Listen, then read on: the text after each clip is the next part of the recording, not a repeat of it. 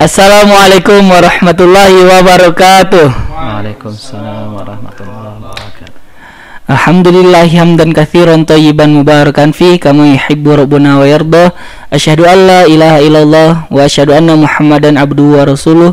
Allahumma shalli ala Muhammad wa ala ali Muhammad.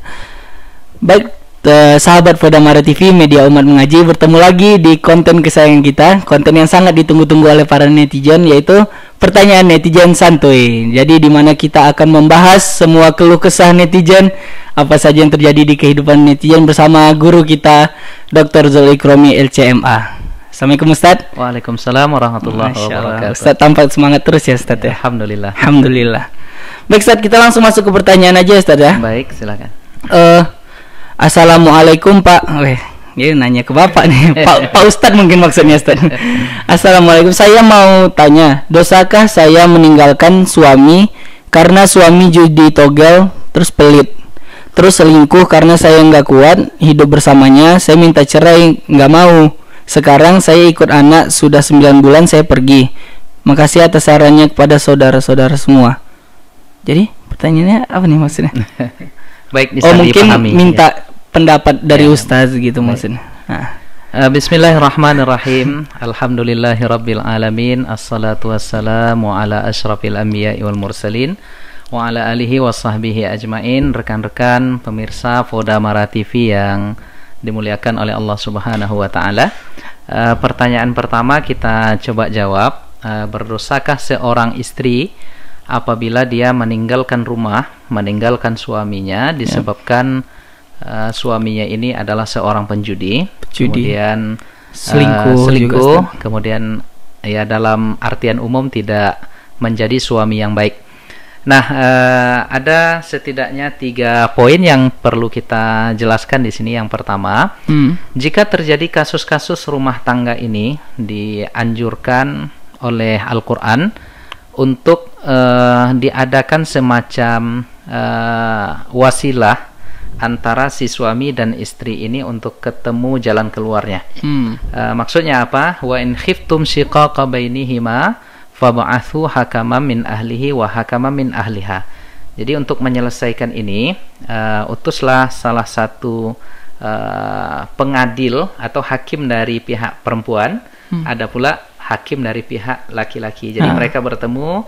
Dalam hal ini bisa diwakili barangkali oleh keluarga masing-masing, yang oleh kedua belah pihak ini dianggap sebagai orang yang sangat berpengaruh dan berwibawa. Nah, maka mereka berunding berdua untuk menemukan jalan keluar dari persoalan ini, memberikan nasihat ya kepada si suami dan juga kepada si istri, sehingga terjadi hubungan yang kembali membaik. Itu yang pertama. Nah, kemudian yang kedua, hukum keluar dari rumah itu sebenarnya tidak boleh.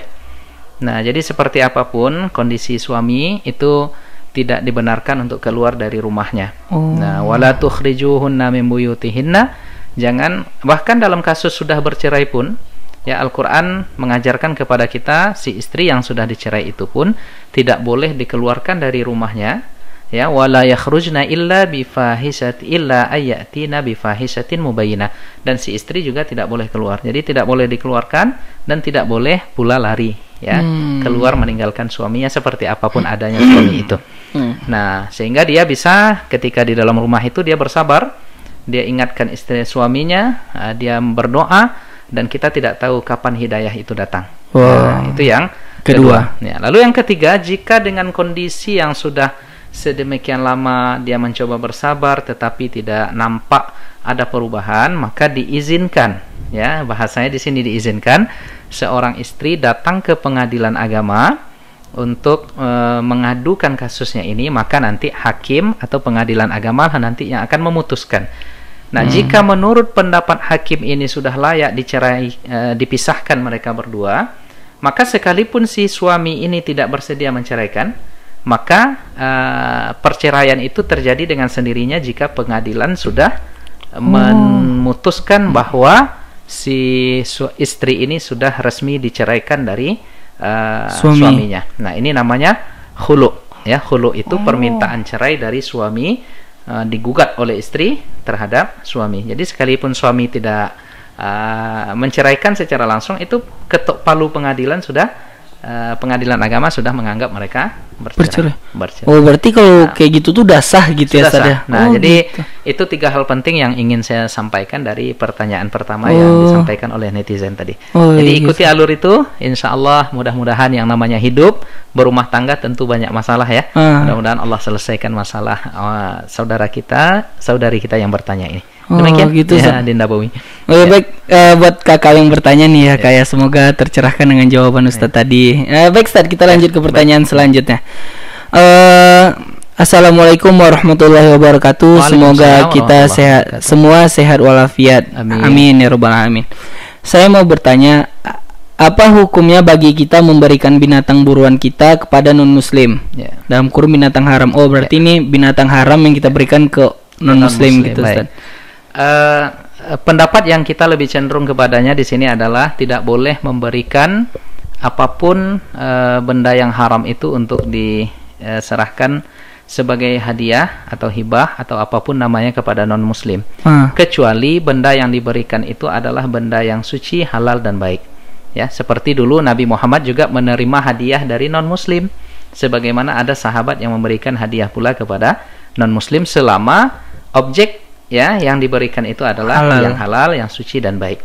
Nah, jika yang diberikan itu adalah di dalam ajaran agama kita termasuk bagian dari yang najis, ya yang haram seperti khinzir ya, babi, seperti khamar, minuman keras ya, dan benda-benda yang dianggap najis ya. Nah, itu tidak boleh diberikan kepada non muslim karena yang pertama wa ta'awanu 'alal birri wat taqwa wa la ta'awanu 'alal ismi wal 'udwan.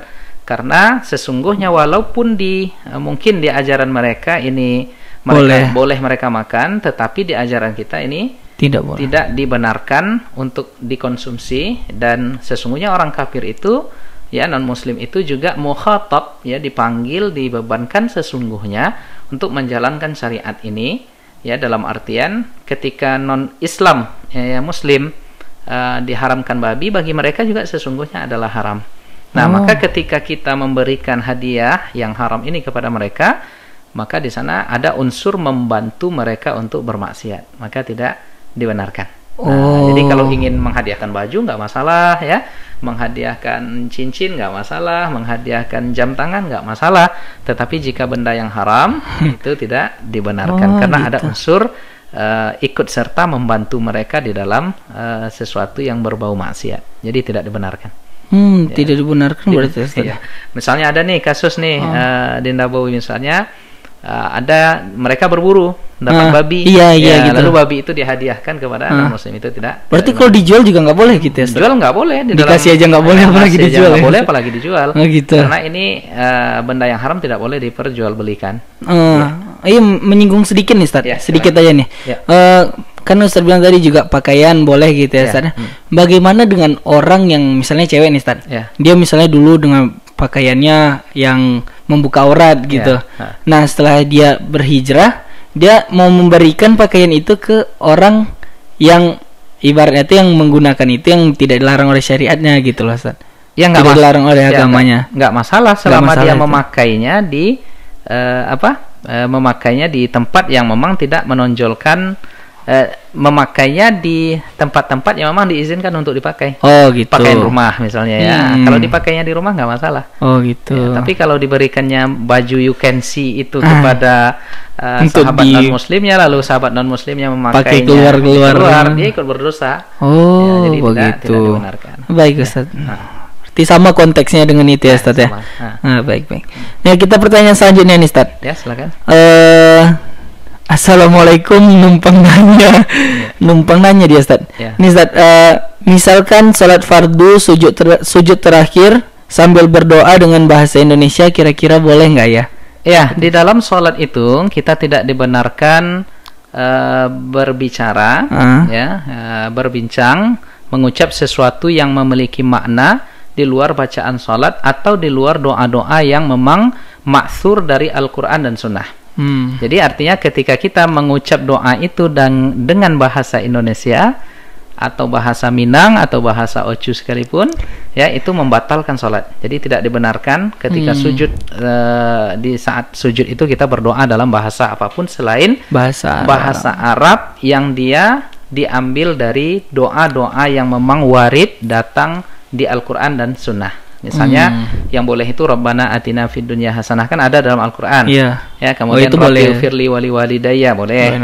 Ya, atau juga pendapat mayoritas ulama di antaranya mazhab Syafi'iyah membolehkan menambah doa dalam bahasa Arab itu jika tidak bertentangan dengan yang maksur tadi. Jadi jika isinya tidak bertentangan dengan apa yang ada di dalam Al-Qur'an dan Sunnah. Contoh, Al-Imam Ahmad itu setelah tahiyat akhir itu dia berdoa, Allahumma ufirli wali walidayya wali Muhammad bin Idris Syafi'i. Ya Allah, ampunkanlah aku dan kedua orang tuaku dan gurunya, yaitu Muhammad bin Idris Asy-Syafi'i, yaitu Imam Asy-Syafi'i. Jadi boleh berdoa seperti itu. Jadi misalnya Bawi ketika di dalam sujud terakhir dia berdoa Allahumma ufirli wali walidayya wali Ustadz Zul Ikrami, boleh. Oh, pakai bahasa Arab gitu, pakai boleh, bahasa Arab ya, jika bahasa Arab tadi tidak bertentangan dengan yang maksur dari Al-Qur'an dan Sunnah. Oh, gitu. Makanya di dalam pendapat Ibnu Hajar ya, jika tidak salah boleh juga menambah doa-doa tertentu di dalam salat itu, ya, ihdatsu zikrin, membuat zikir-zikir tertentu yang tidak bertentangan dengan apa yang ada di dalam Al-Qur'an dan Sunnah, selagi masih nyantol terkait dengan dalil umum. Makanya contohnya wa'afini dalam doa duduk antara dua sujud itu, Rabbi firli wali apa? Rabbi firli warhamni wajburni warfa'ni warzuqni wahdini wa'afini wa'fu anni. Wa'fu anni itu adalah tambahan. Nah, itu boleh. Misalnya wakfini kita tambah juga nggak masalah. Cukupkan aku dengan yang halal ya Allah. Jangan cukupkan aku dengan yang haram. Atau misalnya apa yang kita inginkan lagi, boleh ditambah. Nah, itu dalam mazhab jumhur membolehkan demikian. Nah, tapi kalau dalam bahasa selain bahasa Arab dengan kriteria yang kita sebutkan tadi, itu membatalkan sholat. Tapi kalau dalam hati boleh berarti? Dalam hati boleh. Dalam hati nggak masalah. Jadi dalam hati dia berdoa karena nggak pandai, nggak hafal bahasa Arab tadi, dia cukup berdoa dalam hati dengan bahasa yang dia mengerti, itu tidak masalah. Ya, innallaha ya'lamu kha'inatal a'yun wa ma tukhfis sudur. Allah itu khianatnya mata, Allah tahu, dan apa yang disimpan dalam hati. Jadi desiran hati, ungkapan hati itu Allah tahu. Baru mau terucap aja udah tahu Allah gitu. Ya, begitulah. Baik. Berarti gitu Kak, yang bertanya nih atau Abang. Berarti kalau disebutkan atau dikeluarkan secara jahar gitu ya, jelas itu nggak boleh. Tapi kalau dalam hati dengan bahasa apapun yang kita mengerti boleh gitu. Boleh. Ya, baik, ya, buat mengingatkan teman-teman semuanya, nih udah 3 pertanyaan yang kita jawab. Buat teman-teman yang ingin bertanya, silahkan langsung hubungin nomor di bawah ini. Insya Allah nanti akan direkap juga sama admin kita.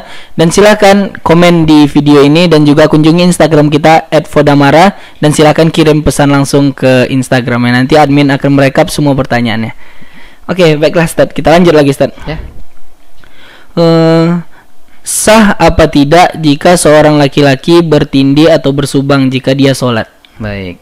Jadi ini mesti dibedakan dua perkara yang berbeda ya. Jadi ketika laki-laki menindik telinganya, ya, lalu dia bersubang, ini hukumnya haram. Nah, tetapi kalau dia sholat, jika sholat tadi terpenuhi syarat dan rukun, sholat sah.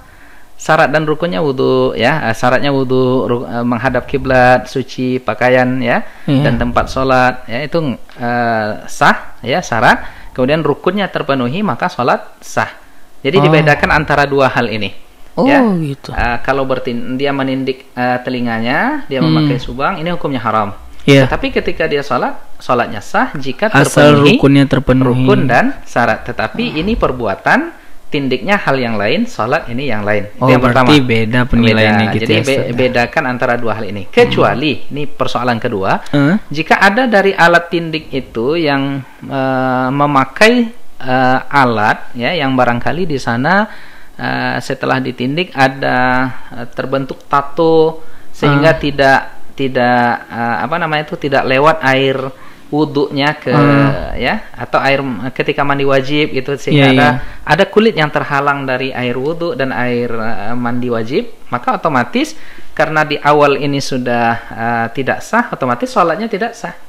Ya, bisa dipahami ya, insya Allah. Tetapi biasanya tindih itu kan tidak ada benda-benda yang akan menghalang wudhu atau sampainya air ke basyarah, ke kulit itu. Nah, jadi bedakan dua hal ini.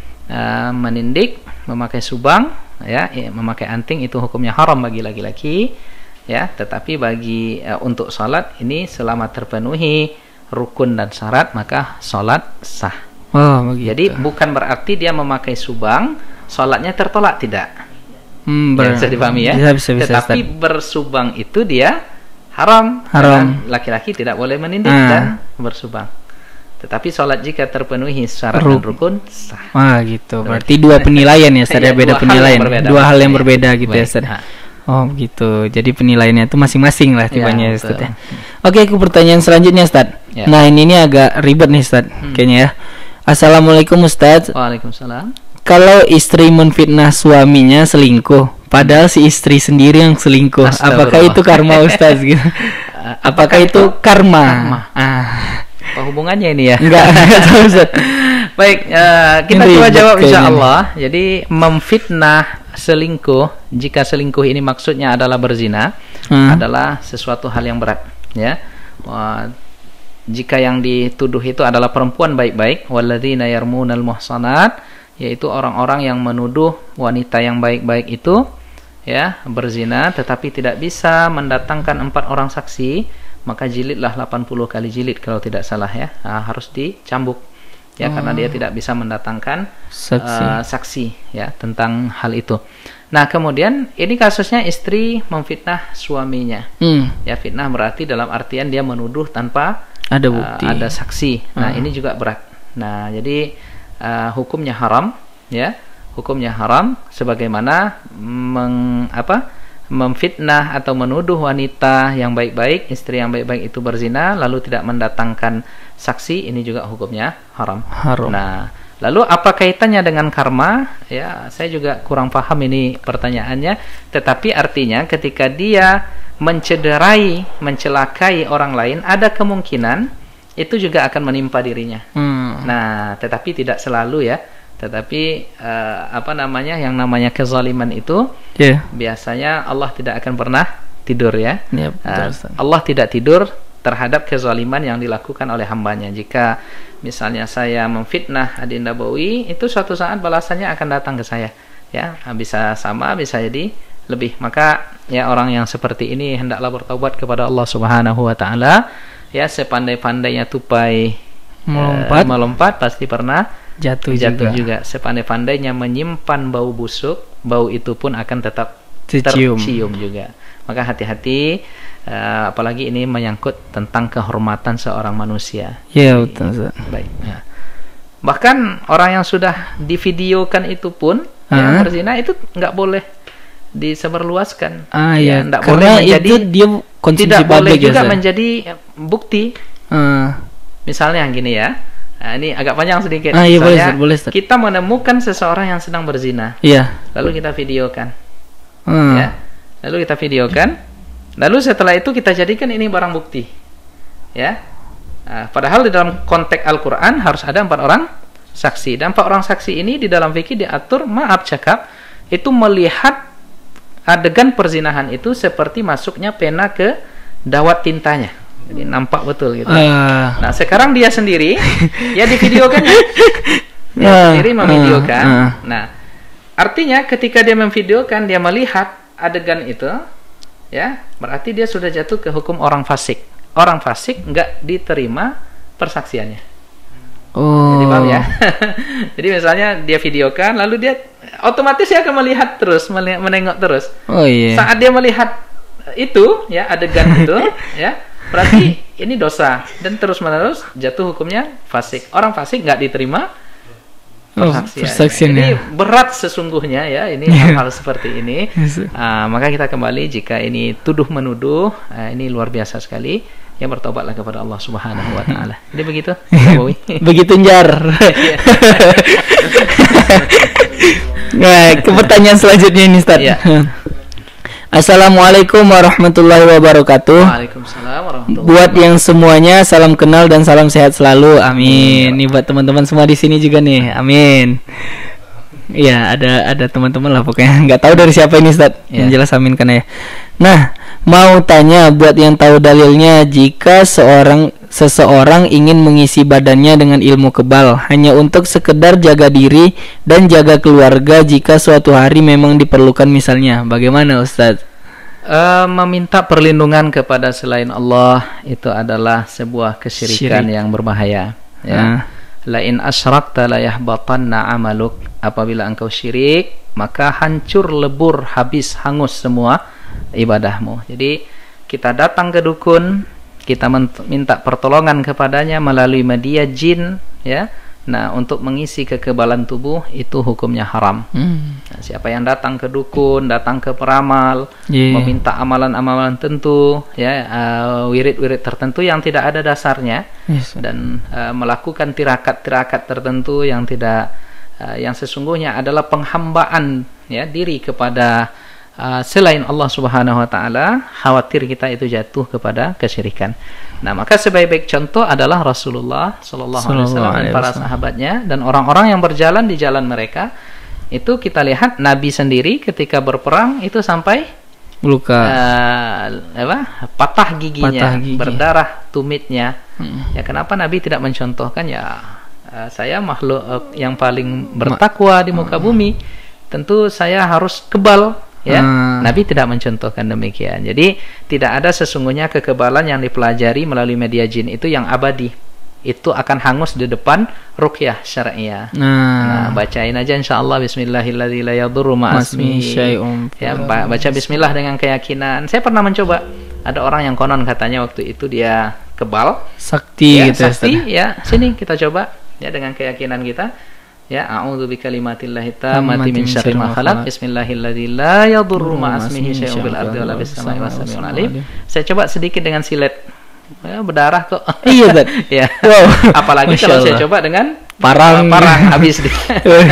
Nah, jadi tidak ada ilmu-ilmu kebal seperti itu, ya. Sesungguhnya yang dipelajari dan itu bisa jatuh ke seperti sihir dan lain sebagainya. Maka untuk jaga-jaga bagaimana aturan yang dibuat oleh syariat kita untuk menjaga kita dari mudarat-mudarat yang kemungkinan terjadi itu, gangguan makhluk, ya, baik manusia dan jin itu, ya, bacalah zikir pagi dan petang. Gitu. Apa itu zikir pagi dan petang? Silahkan dilihat di Google, ditanya apa, ya, silahkan, ya. Di Android juga udah ada aplikasinya. Ada aplikasinya. Iya. Nah, dibaca itu di pagi, selamat sampai petang. Baca petang, selamat sampai esok harinya. Nah, jadi yakinlah penjagaan Allah itu yang paling kuat sesungguhnya. Paling kuat, ya. Jadi begitu. Berarti itu nggak boleh, ya, Ustaz? Nggak boleh, jangan. Cara membenteng diri emang dengan zikir pagi petang. Memang gitu, zikir pagi dan petang, Allah akan lindungi insyaallah. Ya. Baik, Ustaz, ini pertanyaan terakhir sepertinya nih, Ustaz. Ya, silakan. Assalamualaikum. Saya mau tanya dong, maaf sebelumnya. Ya. Emang benar ya kalau kita tanam bulu mata kalau di bawah sholatnya nggak sah? Tolong pencerahannya, ya, Ustaz. Oh, begitu. Nah, ini perlu dibedakan lagi nih. Ya, perlu dibedakan. Yang pertama, menanam bulu mata ini sama hukumnya dikiaskan dengan menyambung rambut. Nah, suatu ketika pernah terjadi seorang sahabiat memiliki anak perempuan, lalu anak perempuannya ini rambutnya gugur. Lalu dia bertanya kepada Rasulullah, boleh nggak disambung? Nah, Rasul mengatakan, la'anallahul wasilah wal mustausilah.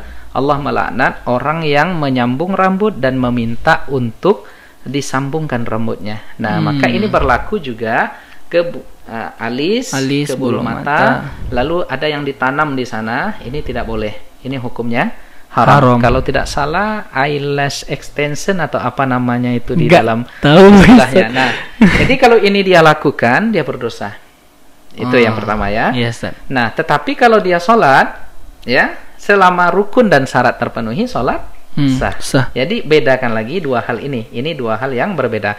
Kecuali di dalam proses penanaman bulu mata tadi ada cairan, ada al-ma'iat, sesuatu benda yang menyebabkan terhalangnya air wudhu di sana. Nah, otomatis wudhu tidak sah. Ya. Kalau wudhunya sudah tidak sah, otomatis sholatnya nggak diterima. Maka dipastikan. Maka saran kita, ya lebih baik tidak natural natural aja, saja ya. Karena yang cantik itu sesungguhnya adalah inner beauty ya, Wih, dari dalam. Itu. Ya, itu. Sehebat apapun dia Masya Allah. mempercantik, memperindah wajah, jika dari dalam tidak ada kecantikan. Enggak muncul jadi Ustaz. Auranya itu enggak Ustaz. Tidak ada kecantikan ya. Jadi bertobatlah ya. Saudari-saudari kita yang masih terpesona dengan kecantikan luar ini. Ya, dan gitu. itu juga diharamkan karena al-mutaghayyirat di khalqillah, ada unsur merubah ciptaan Allah Subhanahu wa taala. Jadi tidak dibenarkan. Begitu gitu ya, Dinda Bawi? Ya. Kayaknya makin seru, kita tambah lagi aja ya, Ustaz. Jika Makin saya seru bisa kayaknya. jawab, kita akan jawab. Insyaallah. Nih Ustaz, Assalamualaikum. Gimana hukumnya harta warisan Ustaz? Tapi sekarang harta itu masih dikelola ibu kami. Apakah harus kan apa enggak, maksudnya gimana nih? Dibagikan mungkin Ustaz. Nah ini maksudnya jadi bagaimana kasusnya? Gimana hukumnya harta warisan yang masih dikelola oleh ibu kami gitu Ustaz? Berarti ayahnya yang meninggal berarti. Iya ya? Ustaz. Baik. Nah satu hal yang harus diingat terlebih dahulu tentang masalah harta di dalam rumah tangga, di dalam keluarga itu, jika harta itu dibagi setelah meninggal, itu namanya harta warisan. Jika harta itu diberikan kepada anak-anaknya dan kedua orang tuanya masih hidup, diberikan, ya, itu namanya hibah. Jadi papa dan mamanya Dinda Bowi ngasih hadiah, ngasih harta untuk Bowi dan keduanya masih hidup, maka itu namanya hibah. Jika harta itu dibagikan setelah saya meninggal, kata papanya, kata mamanya, maka itu namanya harta wasiat. Nah, jadi baru boleh dibagi setelah saya meninggal. Misalnya ayah dan ibunya ini memberikan satu anak yang pertama ini kebun di sini, sawah 1 hektar, ini rumah di sini. Setelah saya meninggal nanti diberikan. Jadi selama ayah dan ibunya hidup ini belum jadi hak milik anaknya, tetapi setelah meninggal, nah itu namanya wasiat. Nah wasiat ini tidak boleh lebih dari 1/3 dari jumlah harta warisan. Wasulusu katsir, dan 1/3 itu sudah banyak kata Rasul. Jadi 1/3 dari 100 juta berapa? Misalnya total harta ayah dan ibunya itu setelah ayahnya ini setelah meninggal, totalnya 1 miliar misalnya. Nah maka yang boleh diberikan sebagai wasiat itu adalah 1/3 dari 1 miliar ini. Misal, ya carilah ya, berapa? Matematika lambat lagi Bu Ustaz. Nah sekarang kasusnya nampaknya yang ditanyakan oleh sahabat kita ini adalah ayahnya yang meninggal berarti tapi, sudah dibagikan harta warisan. Iya, tapi dikelola oleh ibunya. Ada 2 hal. Karena anak-anak ini mungkin masih kecil, masih belum dewasa, masih jiwa mudanya belum dia masih labil gitu ya. Maka ada mungkin ibunya ini memegang dalam rangka menjaga. Gitu. Nah, ini pastikan dulu ya, dalam rangka menjaga supaya ya harta yang ditinggalkan ini gitu tidak aja, habis, tidak dinikmati sia-sia gitulah, sia-sia, mubazir dan lain sebagainya. Jadi kedepankan husnuzon ini terlebih dahulu. Atau bisa jadi la qadarallah, semoga Allah tidak takdirkan buat begitu, bisa jadi ingin dikuasai oleh ibunya. Ya, maksudnya dia nggak mau bagi nih. Ya, tapi rasanya nggak mungkin lah ya ada ibu kandung yang begitu. Tapi jika ini terjadi, ini adalah kezaliman. Nah, hak itu mesti diminta. Maka bagaimana caranya? Ingatkan ibunya tadi melalui orang barangkali yang disegani oleh ibunya bahwa itu hak saya harus kembalikan kepada saya. Tapi jarang-jarang loh ya yang rasanya akan orang tua yang tega seperti itu. Orang tua yang tega seperti itu pasti, bukan pasti, ada kemungkinan dia menahan itu demi untuk kemaslahatan anaknya. Mungkin jadi anaknya untuk biaya sekolah, untuk apa, dan suatu saat nanti akan setelah anaknya ini mungkin sudah besar, sudah berdikari, sudah mengerti, sudah pintar, sudah berakal, sangat berakal baik, gitu ya. Atau setelah menikah mamanya ini memberikannya. Nah, jadi ini yang perlu, saran kita ini perlu digali lagi di tengah keluarga. Masa ibu dan anak nggak ada keterbukaan seperti itu? Mesti ada keterbukaan. Mungkin ini masih perasaan dari si anak aja, belum bertanya ke ibunya gitu ya, Ustaz. Jadi begitu. Baiklah Ustaz. Ternyata keseruan kita dibatasi oleh waktu, Ustaz. Ya, baik, tidak ada ya pertanyaan. insyaallah pertanyaan-pertanyaannya nanti akan kita kumpulkan lagi, Ustaz. Baik, akan kita kumpulkan lagi dan insyaallah akan kita jawab di sesi minggu depan, Baik, insyaallah. insyaallah. Baik, kita tutup aja, Ustaz ya. Boleh. Kita tutup mengucapkan hamdalah, Alhamdulillahirabbil alhamdulillahirabbil alamin. Dan juga buat teman-teman nih, sekali lagi diingatkan buat yang ingin bertanya silahkan hubungi kontak yang ada di bawah ini dan juga komen di video ini atau video-video sebelumnya dan juga kunjungi Instagram kita @fodamara. Insyaallah admin kita akan merekap semua videonya.